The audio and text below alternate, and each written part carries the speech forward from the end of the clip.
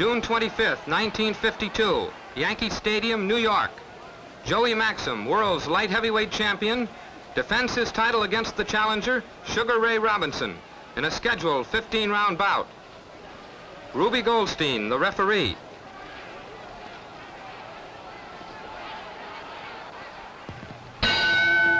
Round one. They meet at the center of the ring, and you can see that Robinson, in dark trunks, is almost as tall as Maxim.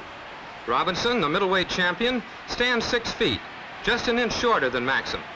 But there's a big difference in their weight tonight. At the weigh-in, Maxim tipped the scales at 173 to Robinson's 157.5, giving the light heavyweight champion a 15.5-pound advantage over Sugar Ray. The question tonight is, can the good little man beat the good big man? The experts say he can, for Robinson is the slight favorite. He has won the welterweight title, now holds middleweight honors, and is determined to join the charmed circle of Triple Crown winners. You can see that Robinson is effective at long range. His forte is speed and maneuverability. But when they get in close, watch Maxim wrestle and throw his weight against the lighter man.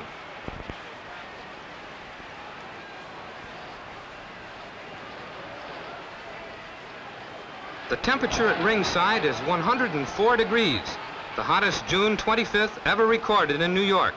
It's a virtual cauldron beneath those lights, and the intense heat is bound to take its toll.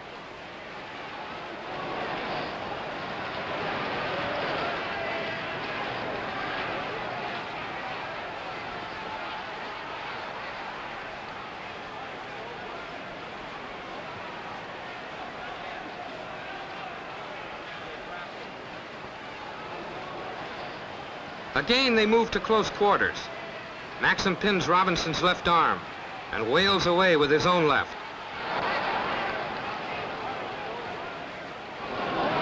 A partial slip by Robinson. Maxim's glancing left hook knocked Sugar off balance as he was going backward.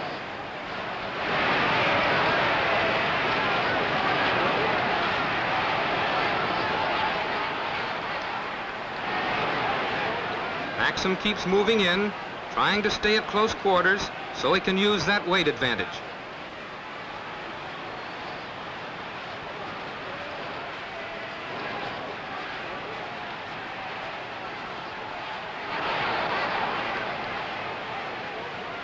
Robinson keeps moving, dancing, punching. He's called the dancing master. Watch his footwork, up on his toes, bouncing. But how long will he be able to stay up there?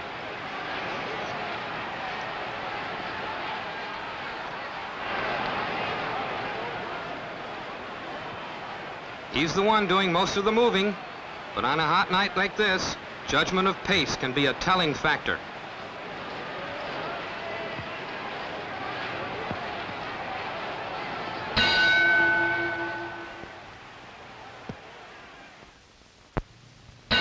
In round two, we see the same pattern unfolding, the same strategy.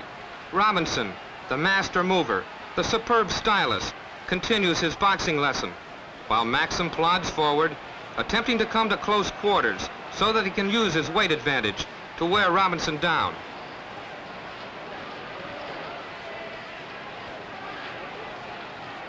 They touch gloves, each feeling he had hit the other on the break.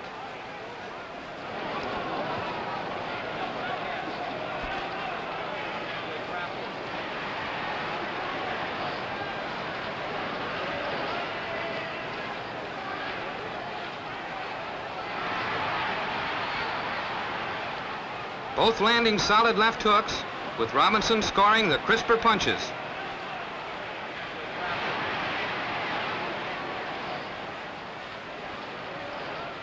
You notice that referee Ruby Goldstein, trying to keep all punches in sight, does a lot more moving than Maxim. Watch how he makes a little hopping turn as the battle shifts around the ring.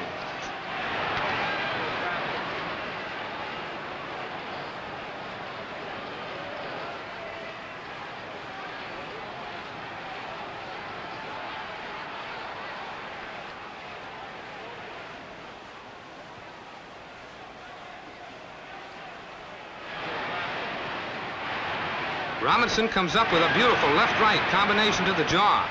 That combination is one of the most powerful weapons in his arsenal of punches. You see how much more moving Robinson does than Maxim? But how long can he keep it up in this 104-degree heat? Stamina is what counts, and while both are in superb condition, neither man is young for a fighter.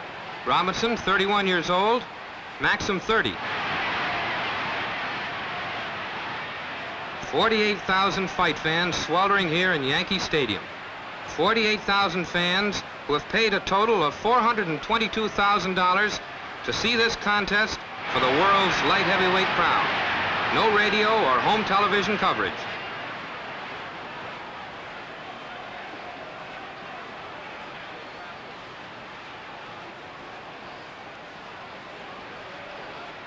Maxim working close again, pinning Robinson's arms and leaning heavily upon him. Robinson can infight all right, but it's to his advantage not to do so against a heavier man.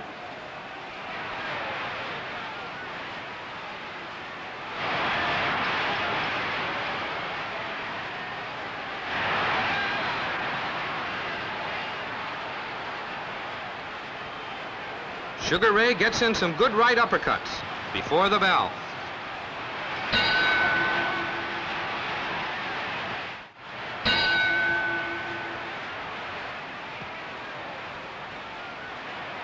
Round 3, and now you're beginning to see a change in tactics.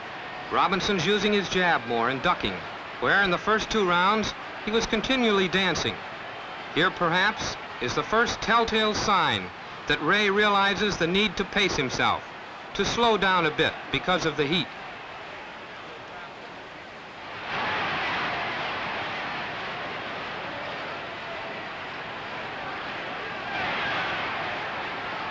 No change in Maxim's style, though. Maxim, in the light trunks, keeps trying to work close and throw his weight against the smaller man. These are the instructions of his canny manager, Jack Doc Kearns, famous as the old-time pilot of Jack Dempsey.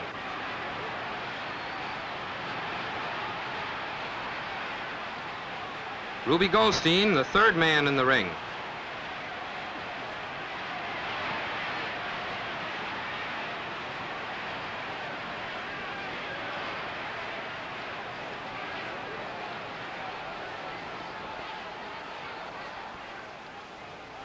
Robinson goes to work on Maxim's midsection. But Maxim seems unaffected, unhurt by that barrage of punches.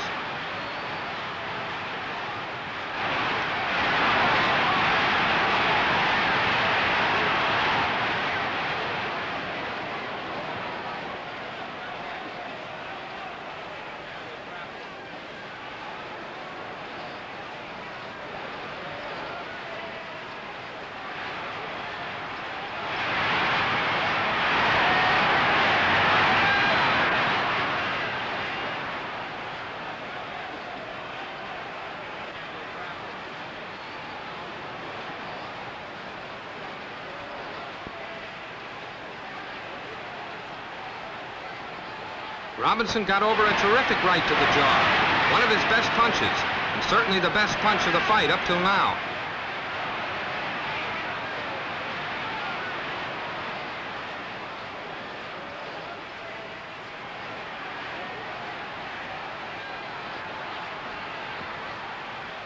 You might almost compare this fight with the classic race between the tortoise and the hare of Aesop's fable.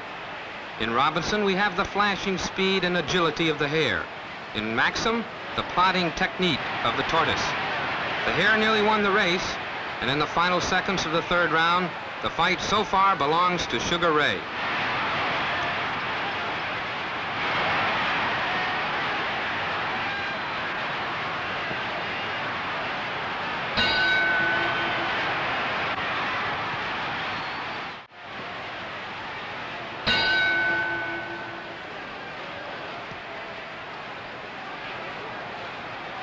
Robinson begins round 4, still shooting hard rights to the jaw, still up on his toes, still full of bounce.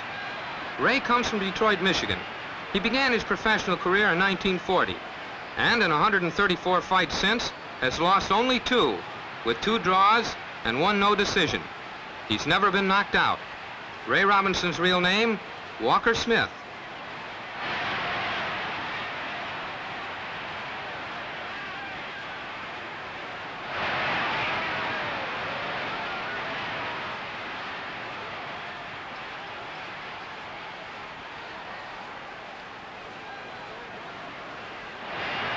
Maxim, you notice, is now attempting to move in, not only for the purpose of using his weight, but to land a few body punches that will take some of the steam out of Robinson.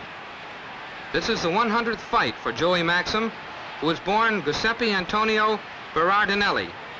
A Cleveland boy, he turned pro at 18 and was called Maxim by a local sports writer because his left-hand shots resembled a Maxim silencer, striking with machine gun speed. Maxim, by the way, has unusually small hands for a fighter.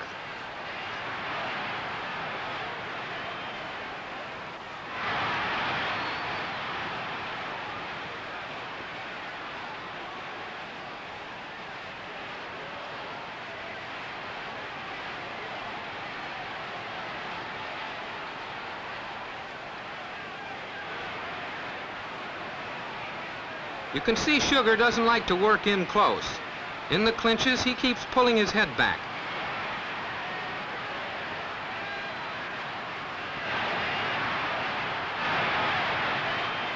Maxim doing very little punching to the head, concentrating on the body.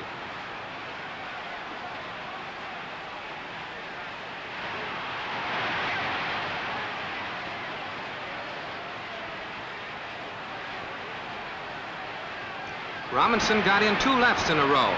Missed his right.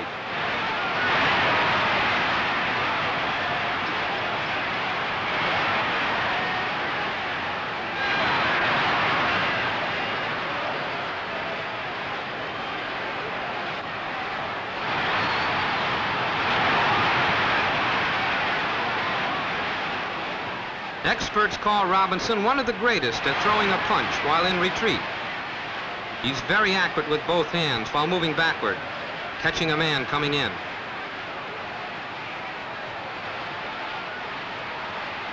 He backs away from that one with just a few seconds remaining in the round.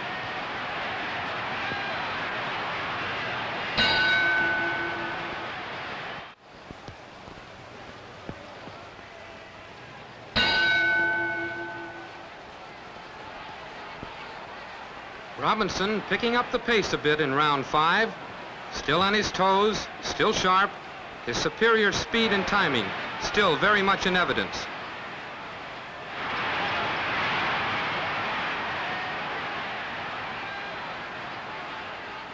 You notice Maxim holds his guard well up.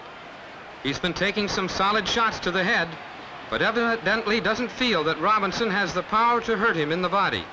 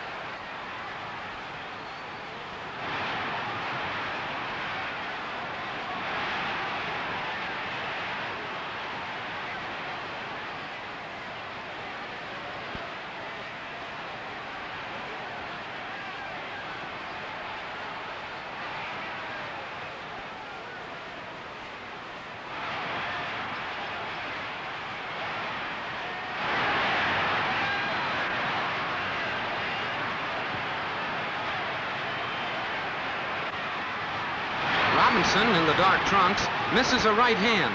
And watch how quickly Maxim pulls him in close, still trying to throw his weight upon the lighter man.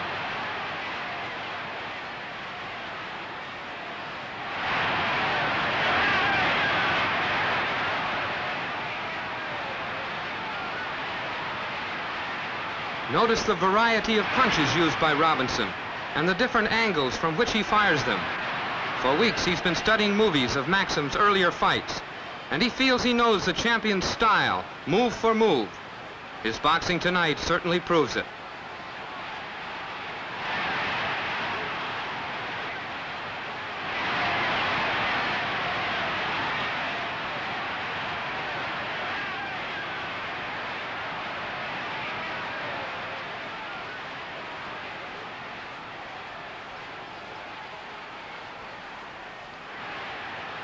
Robinson became middleweight champion of the world by knocking out Jake LaMotta in 13 rounds back in 1951.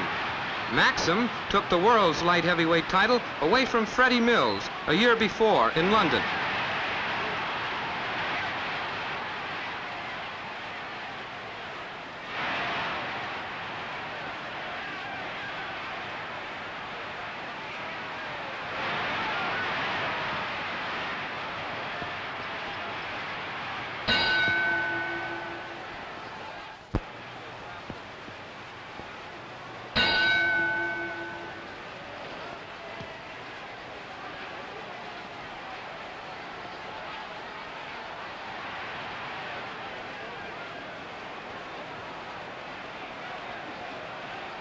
Round 6, and already you see a continuation of the same strategy we found in earlier rounds. Robinson's aim? To outbox and outspeed Maxim, a heavier man with a 15.5-pound advantage. Maxim's aim? To use that weight advantage as a means of wearing down his lighter, faster adversary.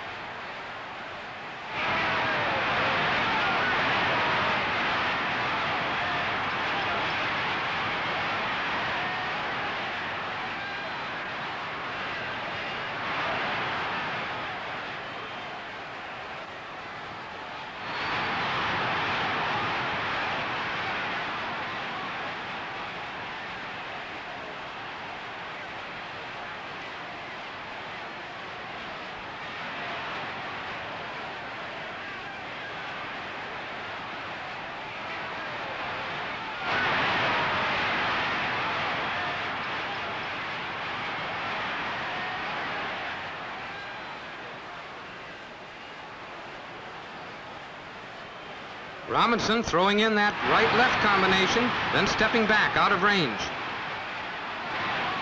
There he goes again with a left.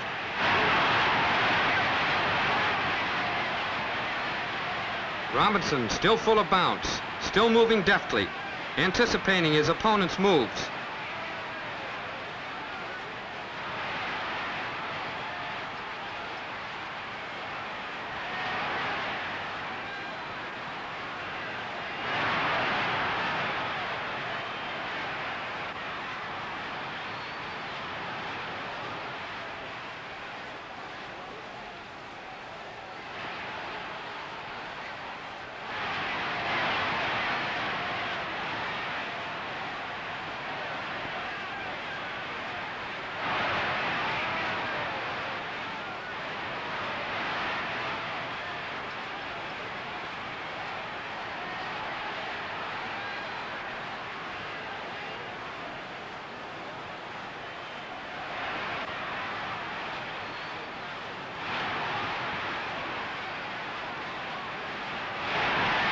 See how Sugar rolls with the punch? How he moves back from Maxim's left hook? As we near the end of round 6, the fight so far easily belongs to Sugar Ray.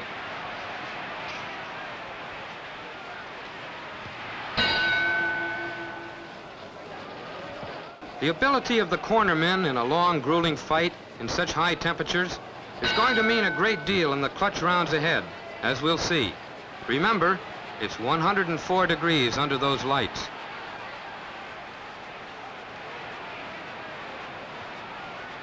Here in round 7, we see the same pattern, but you notice that Robinson has slowed down the pace a bit. He's punching a little more flat-footed, but still moving, presenting an elusive target.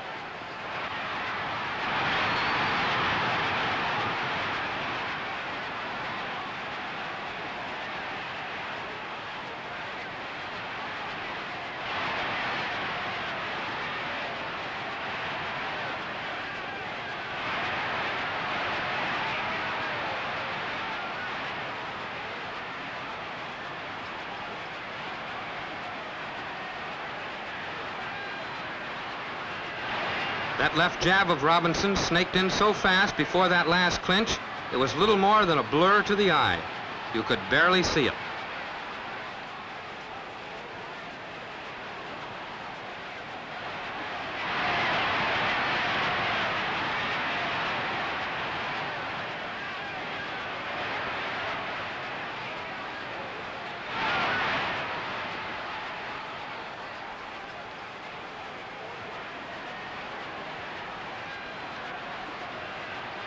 Maxim, in light trunks, is taking a pounding as Robinson beats him to the punch. Blows that knocked out Rocky Graziano, that stopped Jake LaMotta, are being absorbed by Maxim as he moves in for more.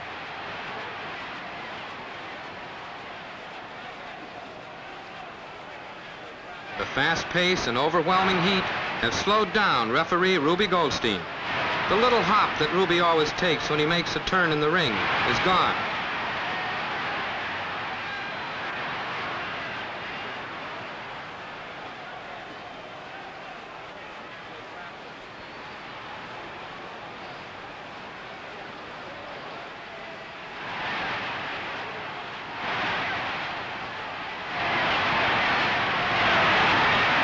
Beautiful barrage to the body by Robinson.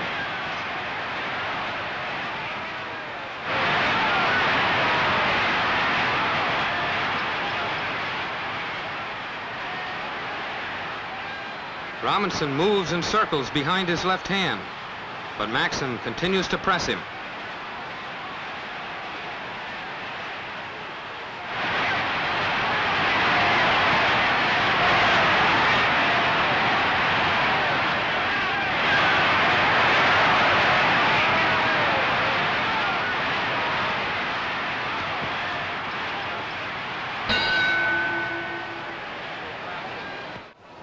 Notice how the cornermen stay with their fighters with wet towels and sponges until the last split second.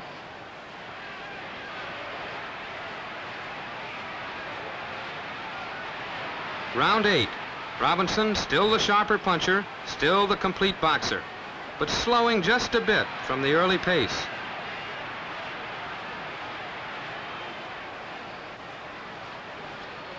Referee Ruby Goldstein has slowed up perceptibly.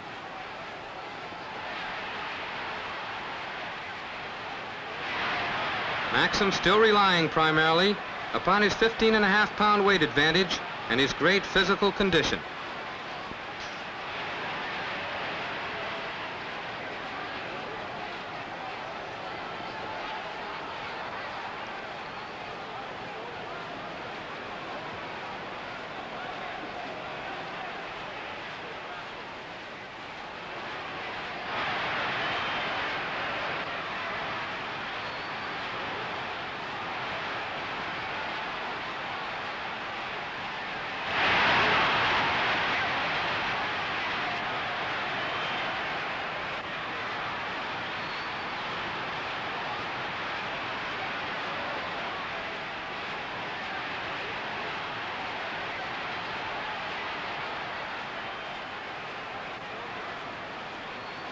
Robinson still firing to the head.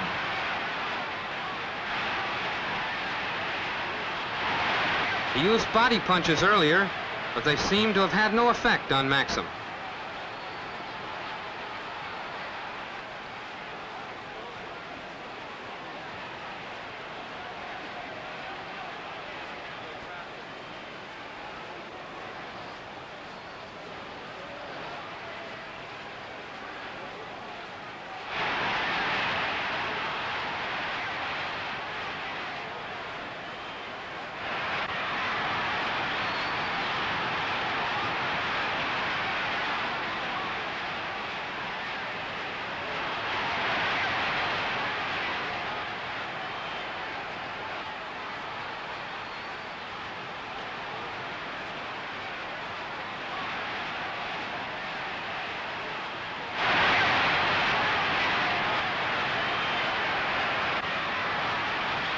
That's the third time in this round Maxim has worked his way in, forcing the referee to intercede.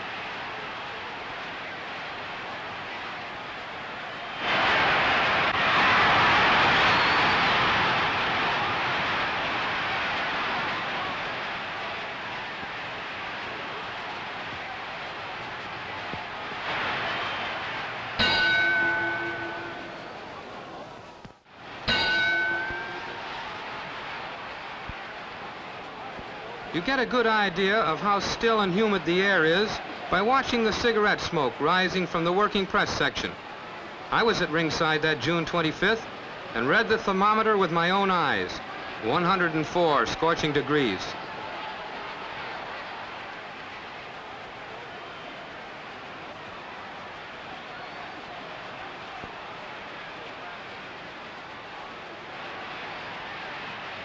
Robinson throwing fewer and fewer right hands now. He's still moving well, but he's relying mainly upon his left, using it more and more as a defense mechanism to keep Maxim away.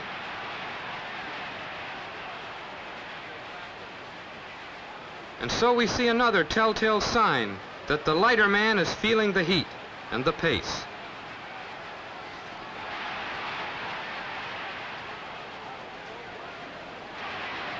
But he is far in front on the scorecards of the three officials and on the cards of the majority of the newspapermen covering the fight.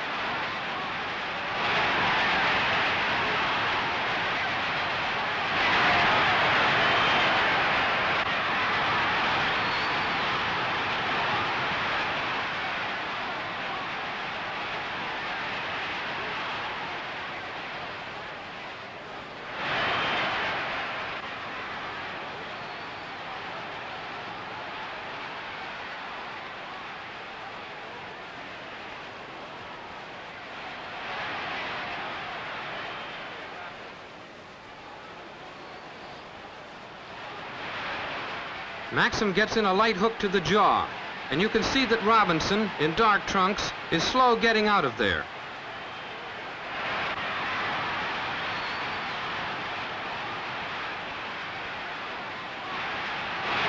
Both land with rights as they come to close quarters.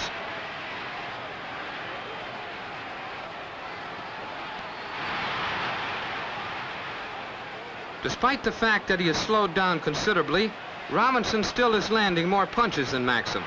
The ratio is about 2-to-1.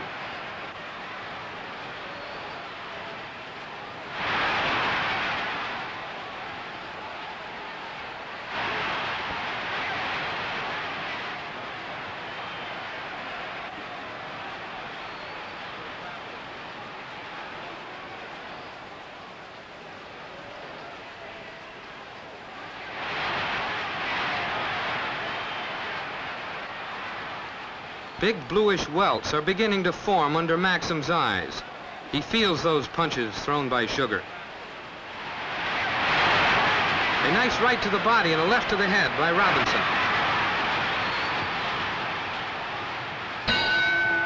The end of the round. Coming up, one of the most dramatic rounds of the fight. Robinson's manager, George Gainford, Big George as he's called, barks last-minute instructions.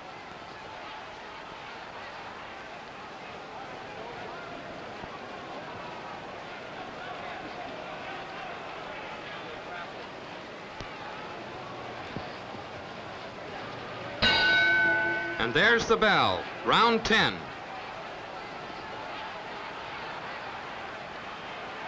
Maxim looking for the opening, trying to get inside, still keeping his guard high.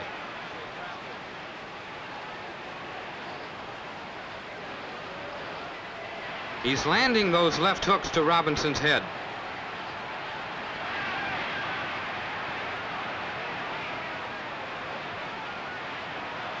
You notice that Robinson, who was trying to stay away before, now is doing a little holding himself.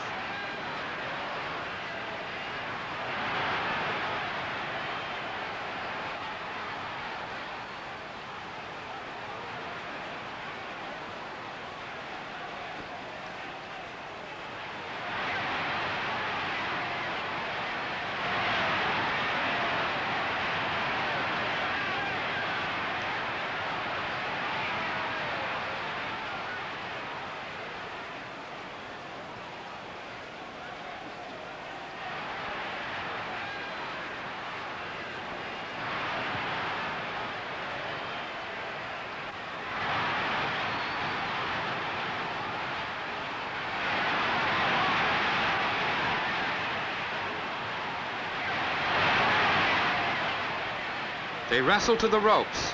Maxim leans on him with both arms.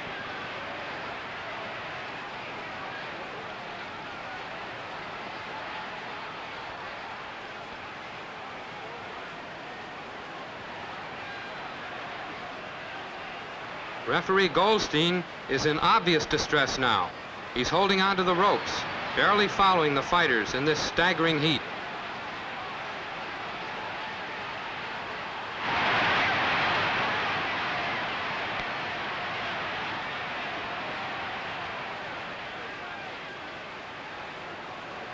Many are wondering what has kept Maxim on his feet under the barrage of punches released by Robinson during the previous 9 rounds. And yet, here Joey is, still boring in, still crowding. This is Maxim's best round by far. Not so much because his boxing has improved, but because Robinson is tiring. The crisp counterpunching of his earlier rounds is gone.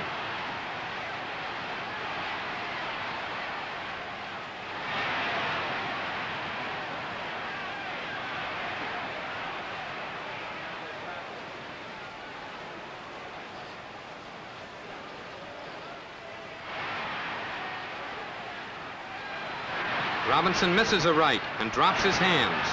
Another indication that he's tiring under the oppressive heat.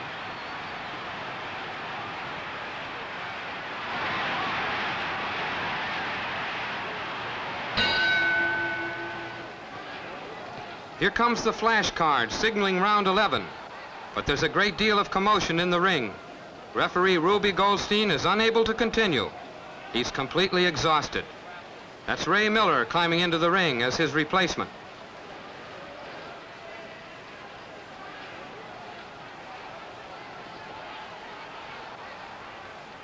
Ruby is so groggy he has to be helped from the ring by Dr. Alexander Schiff and led to a dressing room. Ruby's through for the evening. Ray Miller, the new referee, as we begin round 11.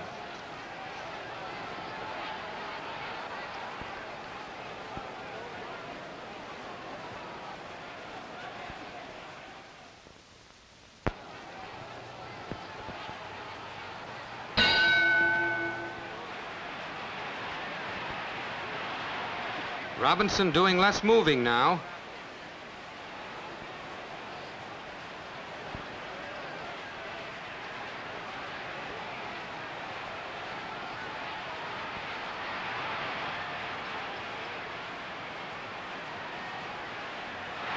He tries a right to the head and barely grazes Joey's ear.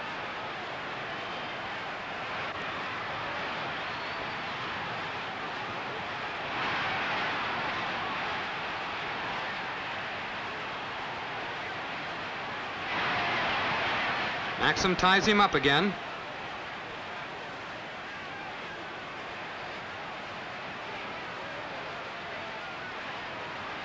Again, Robinson, after landing a left hook, drops his arms. You notice, too, that when he goes backward, he lacks the agility he displayed in the early rounds.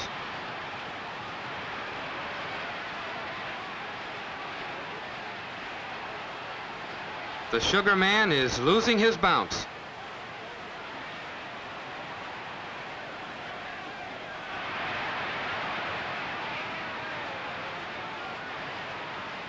Robinson is not punching as often or landing as accurately as before.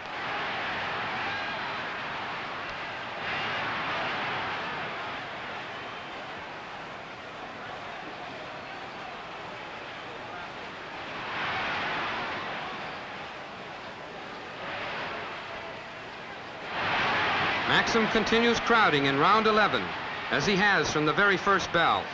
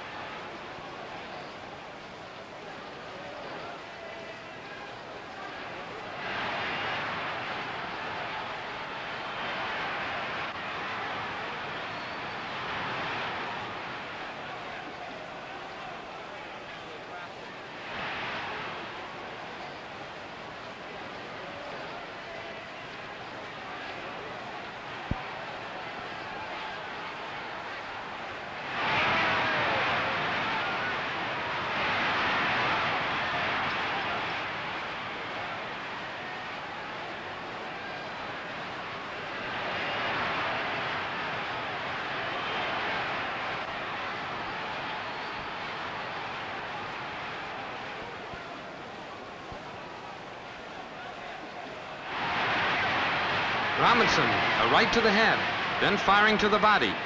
Somehow, after a poor 10th round, Robinson has tapped a hidden reservoir of stamina to become again the aggressor. He's exerting tremendous effort, as you can see. They fought after the bell then, and they touched gloves.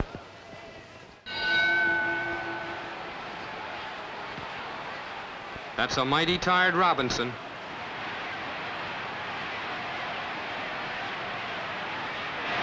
Round 12.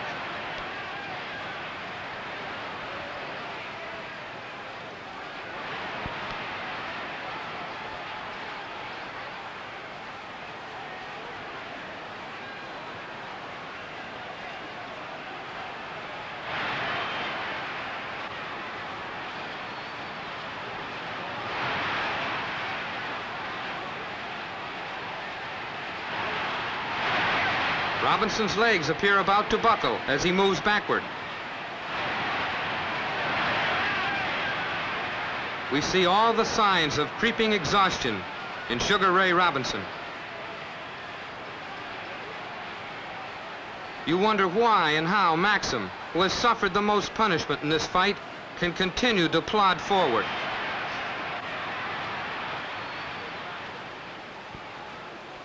Robinson seems almost to be fighting on instinct now, and yet it's the instinct of greatness. Instinctively, he gives a shift to his shoulders, feinting and faking.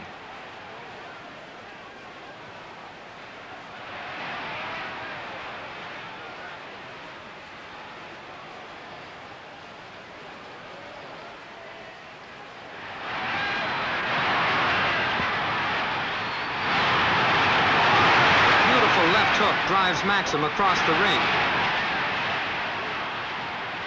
That uncanny reservoir of stamina showing up again in Robinson. It's that same hidden strength that brought Sugar Ray off the deck to win over Rocky Graziano, and that helped him reclaim the middleweight title from England's Randy Turpin.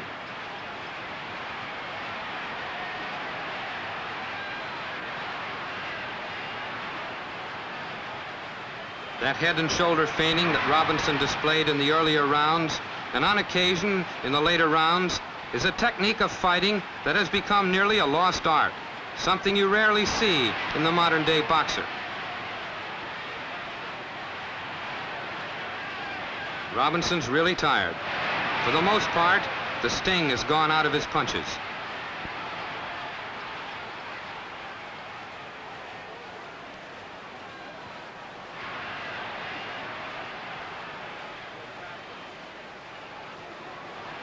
Maxim's like a bulldog in his determination to come to grips, to crowd, to throw his weight around.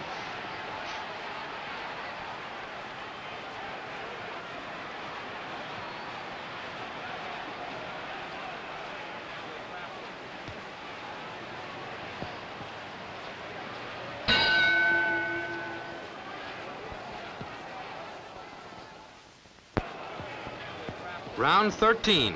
Destined to be the last in this scheduled 15-round bout for the world's light heavyweight crown. A tired challenger, Sugar Ray Robinson, in dark trunks, faces defender Joey Maxim, 15.5 pounds heavier than his opponent. So far, Robinson's superior ring tactics have won him all but a few of the earlier rounds on the official scorecards. Now let's see how this ring classic ended, that stifling hot night of June 25th, 1952, in Yankee Stadium. So far, Maxim has done little to win except stay on his feet, crowding all the way, displaying an unbelievable amount of stamina. Maxim bowls Robinson against the ropes and leans heavily on him.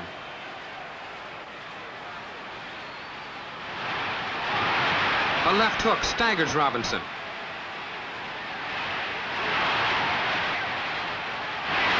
Ray misses a right by a wide margin. What little fighting Ray is doing now consists of desperation flurries.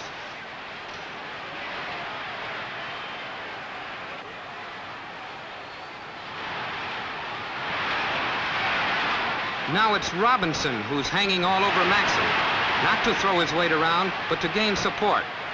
The heat has him. He'll hang on to anything to keep himself upright.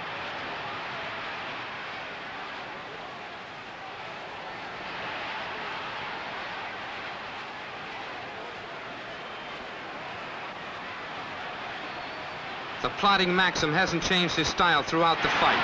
Even his hands are in the same position they were in round one, high, right under his chin.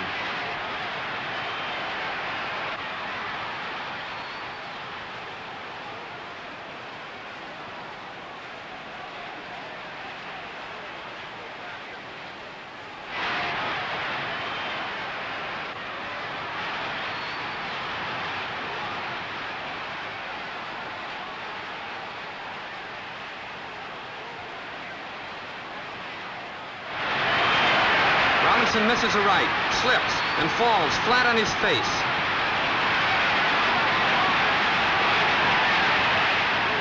Watch him now. His legs are rubbery. He's standing flat on his feet.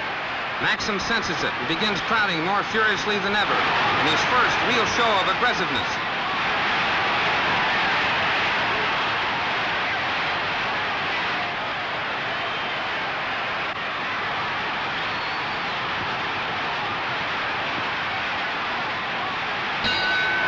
The end of the round, but they don't hear the bell. Referee Ray Miller separates them. Half unconscious, Robinson reels to his corner, aided by handlers Harry Wiley and Pee Wee Beale. Dr. Alexander Schiff in Robinson's corner, peering into the fighter's eyes for signs of shock or concussion. According to the rules of the New York State Athletic Commission, Maxim is awarded a technical knockout if Robinson's unable to answer the bell for the 14th round.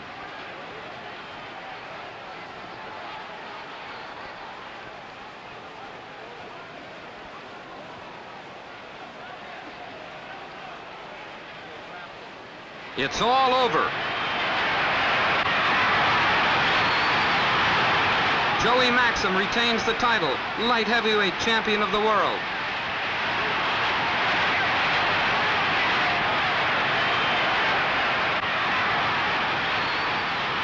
Sugar Ray Robinson, unable to answer the bell for the 14th round, becomes a technical knockout victim, beaten down by the heat and frustrated by a man with almost superhuman stamina. Just 2 rounds, just 6 minutes away from joining the ring's charmed circle of Triple Crown winners, Robinson was stopped for the first time in his career. As things turned out, and as Ray planned it, in fact, this was to be his last fight. The triumphant exit of one of the greatest scientific fighters the ring has ever produced. He retired middleweight champion of the world immediately after the big fight